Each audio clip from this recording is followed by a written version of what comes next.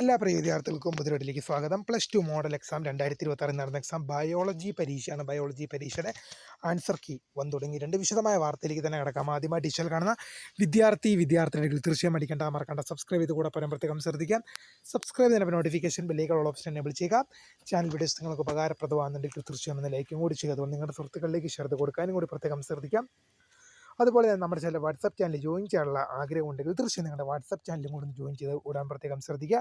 അപ്പോൾ നമുക്ക് ഇതിൻ്റെ വളരെ പ്രധാനമറിയുന്ന വാർത്ത നടക്കാം. +2 മോഡൽ എക്സാം 2026 നടന്ന എക്സാം ബയോളജി പരീക്ഷയാണ്. ബയോളജി പരീക്ഷയുടെ ആൻസർ കീ വിദ്യാർത്ഥികൾക്ക് വന്നു തുടങ്ങിയിട്ട് എങ്ങനെ എടുക്കാം നോക്കാം.